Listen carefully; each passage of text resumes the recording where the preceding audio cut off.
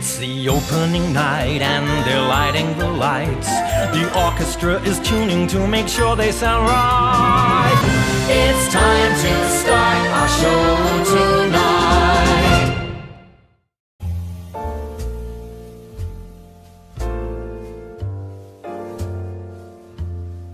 This is the games Afoot, or Homes for the Holidays, about a guy called William Gillette who played Sherlock Holmes on stage. He was shot on stage, and there's a sort of whodunit sort of story back at his Connecticut mansion. How many like productions have you had at this theatre? Ooh, every single year there's a season of 6 shows with the Carlton Little Theatre and the Carlton Players. But there's other production companies that always come in and do their other shows, like Stage 1 2000, which I used to work with as a performer. This is actually my first show as director. It's a group of actors who set up the Carlton Players after the Second World War, and in the 1950s they bought the building and they set it up and established the theatre here, and we've been developing it and building it up ever since.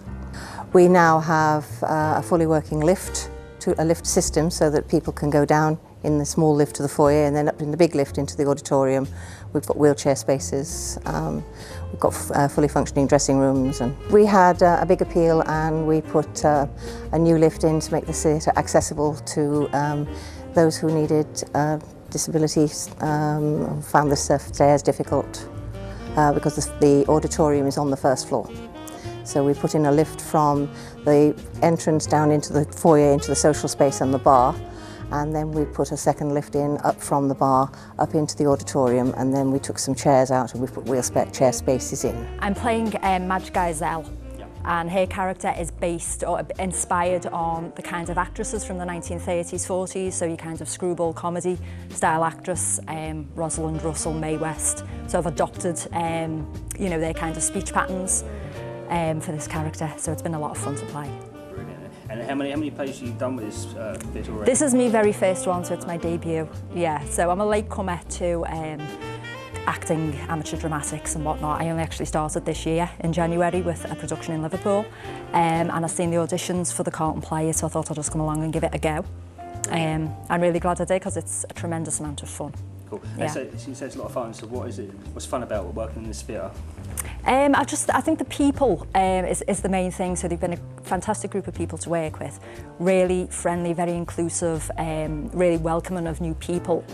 And I just kind of feel like I'm among people just like me, you know, who it's fun, it's something, it's a great release from kind of stresses of work and other things. It's just great fun to come and do it. So yeah, I've enjoyed every minute of it. Cool, so you'd recommend it to other actors? Absolutely, yeah, because I think there's so many opportunities to get involved, whether it's backstage or whether it's acting. And I just kind of think it's, yeah, get involved and just do it. Come along and have a go. The best thing to do is just come and have a go. I played 2 parts. Very briefly I played Moriarty, the arch enemy of Sherlock Holmes, obviously. And then that's a very, very quick bit. And for the majority of the whole play, I'm playing a guy called Felix Geisel from Connecticut, New York-y type area. He's quite a famous actor in his time, I think, although it's a bit made up, obviously, that one. He's a little bit full of himself. He's a histrionic, Toby Belch type character. And are you enjoying playing 2 characters? Yeah. I mean, they're not running simultaneously, but yeah, it's been interesting. And I haven't got loads of lines, to be honest, with the Moriarty bit, but it's fun being like, ha ha ha ha, you know, an arch and stuff. And then you're suddenly like this kind of wisecracking theatre star, you know, from America. It's cool. I'd like to help out on the bar when we do external lettings occasionally. Other groups come in, so I'll help out on the bar then. If I'm not in a season show of our own season, I'll be on the bar. I'm running the kitchen, making teas and coffees for interval and that, and try and get up and do stage craft, you know, building the sets and what have you. We want to make the theatre accessible as possible to everyone. We encourage young people, and we are, you know, Mark has been talking to you about how he is one of our younger members who's now directing. I've directed 3 plays in the last 3 seasons. So we've got a wide membership base, and we're always welcoming new members. Well, we do an Agatha Christie most years, or some sort of thriller. We're opening with a comedy. We often open with a comedy.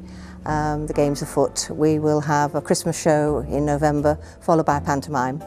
we have No Wise Men, which is a new one for me that I've heard of before. It's a very big Christmassy one, sort of a Scrooge sort of story, but in a modern day setting. We also have an Agatha Christie show, Spider's Web, which is one of the most popular Agatha Christie shows out there. We have an original production of Frankenstein, which will be in January. So it'll be a completely original script from our team, based on the Mary Shelley book, so that's going to be quite an interesting little turnout. We've got a Lower Low to end the season off. If any of you have seen the TV show, I've seen stuff what they're doing so far and it looks pretty good. We have a social space down in the foyer, so we have social evenings for members. We decide what we want to do, so we've had monologue nights and poetry nights, music nights, quiz nights. So we try to encourage the young people to come along, and we do social evenings that will give them a night out. But I'm very happy to do more work with them. Yeah, I think it's great. Brilliant. And you're going to be here for the future productions? Yeah, well, I'm going to come back as an audience member. I'm not in anything else this season, but I'll definitely come back and support because I've made really good friends here, so come back and support them. And yeah, it's a really good little venue and great for the community as well, for people to get involved in. It's kind of like a little hidden gem, and so it's great to kind of get the word out there for people to know to come and support us. Yeah. Cool. And what are you hoping for tonight? What are you hoping the audience reaction is going to be tonight? Just for them to have fun. The audience last night really loved it, and they laughed at all the right parts, and they were kind of engrossed in all the right parts as well. So just to have fun, it's a comedy and it's a farce and it's silly and it's meant to be that way, and just have fun with it and be on the actor's side. I've been working in theatre since I was about 10 years old. Doing acting and such whatnot. I've done backstage work before, and I've always wanted to do directing, and this theatre company has actually given me the opportunity to do that, and I'm incredibly grateful. So, and the atmosphere is good, everyone's friends, it's just a load of fun. What's the transition like from being an actor to director? How was that process? It's interesting because for me it was very quick. I have not even been with the society for a year, and I went straight up to director. I must have just got lucky, and I feel incredibly lucky because I'm incredibly proud of what I've helped put together here. And as someone who was always a director in their head, I'm glad I can actually finally stretch those muscles, because every time I did a show I always sort of played the director in an odd way backstage, and it kind of annoyed a few people. So I'm glad I can get that out of my system finally. Yeah, this is probably my 7th or 8th season with them. And I've had at least one role every season, so yeah. And what is it about working with it actually that you enjoy? Okay, it's got a lot of history. It goes way back. There's a lot of regulars that keep coming back, and obviously they like to see the change of the cast and stuff. They're a very friendly audience. They're a very friendly society, and I just love the acting, to be honest. And this one, it's just the history of the place, and not a lot of people know about it either, So you say, I'm working in a little theatre, so there's a bit of like promotion of the place when you're outside and go, it's just here, That's what I'm saying, because obviously you say you're from Birkenhead, so... I am, yeah, born and bred. Yeah, so you must be quite proud of it, because it's like a local venue, so it's... Well, yeah, I mean, you had all the Argyle and stuff, and there used to be, I remember when I was a lad, there was cinemas all that downtown, and really good places to go, and then there was loads of acts on, Loads and loads. Lauren Hardy have played. Ken Dodd's been here and stuff. Well, maybe not here, but and then all those theatres went, and they were the big names down Argyle Street and stuff. And to have this still going when all the big stuff's closed is like, we got it, We have an advertising officer, Steve, who has contacts with the local press and local communities generally. We've got a Facebook page, and they can always ring the theatre and come along and have a look anytime they want to. Come and have a look and come along and have an evening with us and come and see a play, and if they want to join us, do come along and do. And there's a website as well? Yes, we've got a Carlton Players website. Just Google Carlton Players, Wirral, you'll find it. This is a cracking show, to be honest. Plug, you know what I mean? We've had loads of fun rehearsing it, and it's just got better and better and better as we've got closer to the show. And the dress rehearsal was brilliant. Some say that's a bad thing if you've got a good dress rehearsal, but there was enough, And last night went down really well, and if you come and see it, you're going to have a cracking time, I promise you. It's just so much fun being here. I come here all the time, even when I'm not doing anything, and I just need to sort out a few bits and bobs before a performance. I just come in here, and it's liberating, really, to be in a theatre company like this where everything seems... It's a community. That's the word. That's community. Cool. And what are you hoping for the future of this theatre? I'm hoping for many more shows. I've not heard much for the next season, but I hope to direct for next season as well. Our chairman, Nick Fordry, has got a lot of plans for new ways of how the theatre's being dealt with. For instance, the bar work. People are allowed to bring drinks up now, because originally we weren't allowed to do that because of the glass. Now we've got plastic cups. You know, it's little things like that that build up, and I just like I like that sort of thing. It's great. It's a lot of fun. I mean, I'm just looking forward to seeing what new things appear, and what new shows appear, and hopefully I can direct another one next season.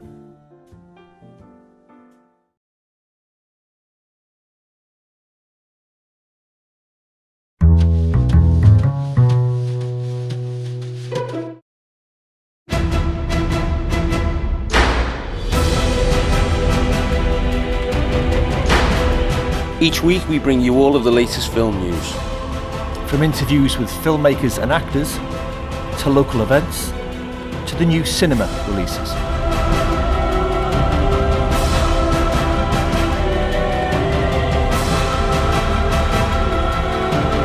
Join us every Tuesday evening on Bay TV Liverpool.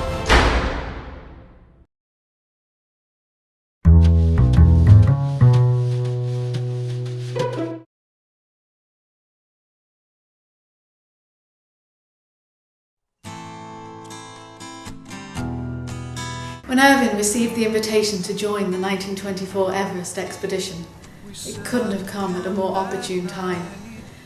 He'd just received the news that Richard Summers had proposed to his sister Evelyn, and he reacted badly to news of their engagement.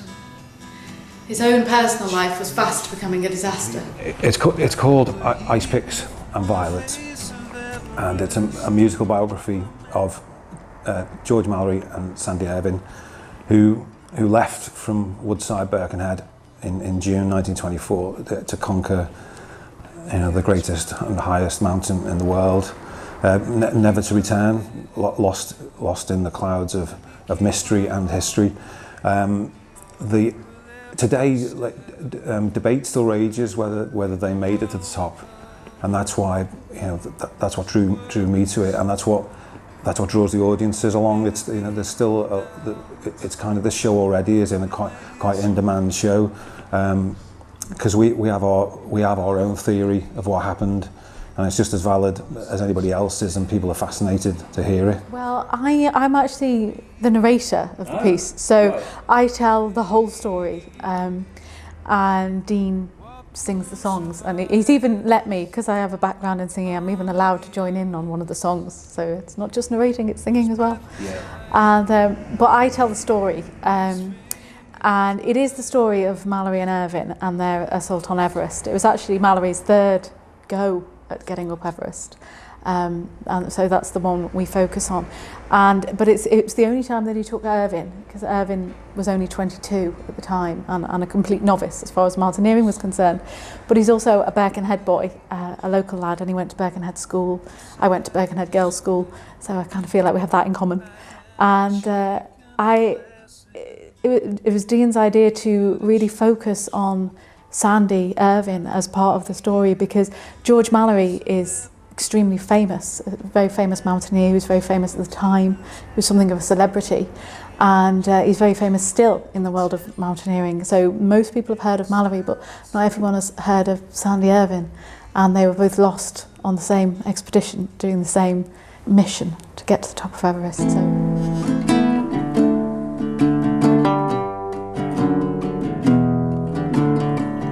Let me catch my breath, let me keep my head, let me keep my heart with every step. May the world look up to where we stood, and may there be no doubts in the history books.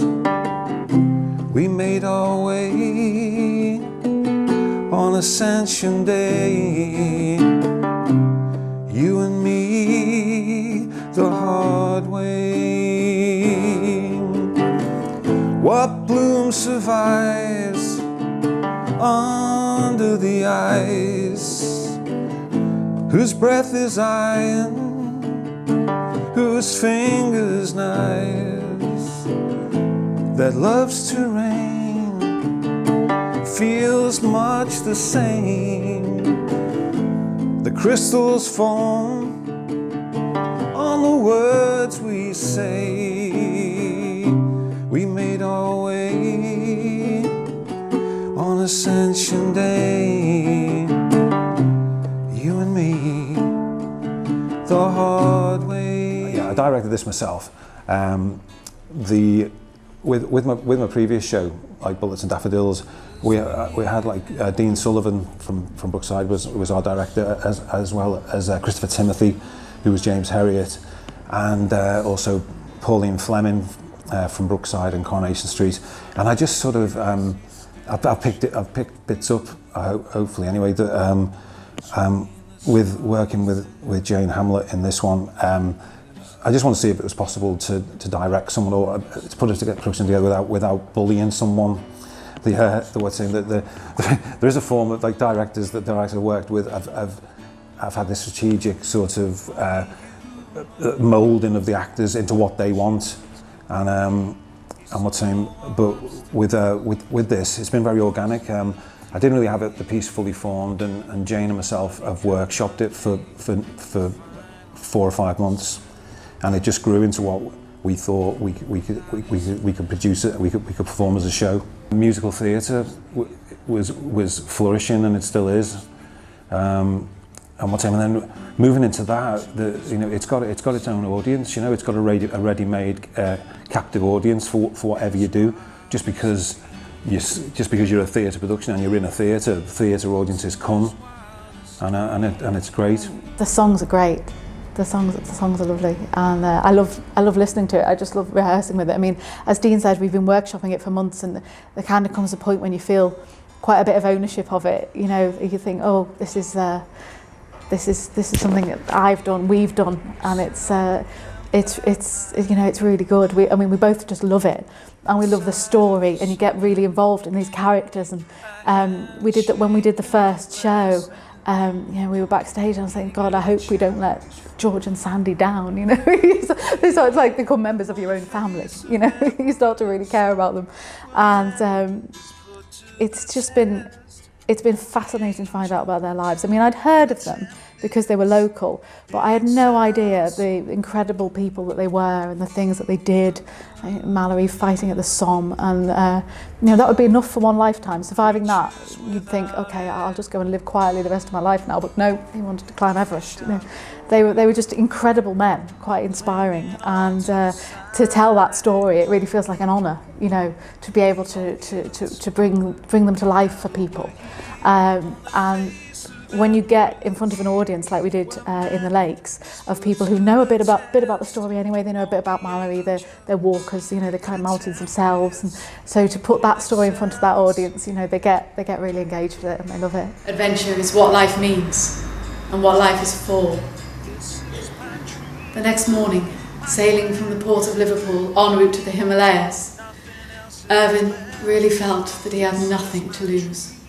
Dean has kind of really let me get into it myself. He didn't sort of say from the beginning, I want it done like this. So we've sort of worked it out as we've gone along, and particularly in terms of the narration. I mean, my background is as a singer, but I sort of retrained as an actress. And I think both of those things have sort of helped because I have a real connection with the music and a real connection with the words. I mean, it's beautifully written. So it's very easy from that point of view as an actress. When you've got something that's well written, you can just, in a way, once you know it, you can just let go and enjoy it. You just put it across the way you would want to be told that story, And as I say, the story itself is so gripping anyway. You'd have to work quite hard not to make it interesting, really. They were such brilliant men. How do people find out more information about it? Ice Picks and Violets has got a website.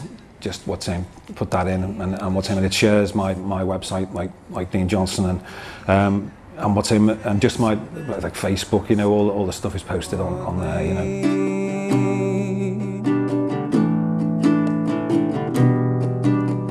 Love, don't let me fall.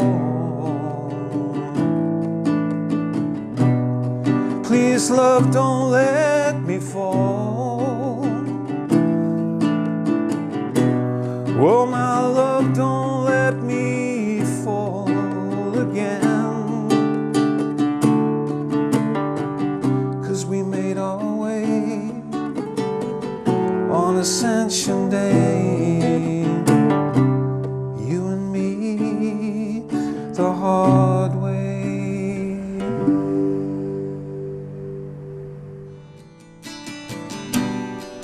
Please, love, don't let me fall again.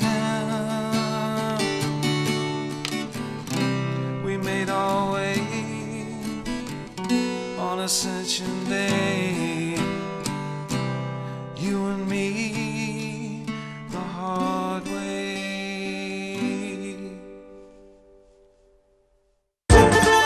It's the opening night and they're lighting the lights. The orchestra is tuning to make sure they sound right. It's time to start our show tonight. There's sensational scenes, the cast of your dreams, and razzle-dazzle dancing like has never been seen. It's time to start our show tonight.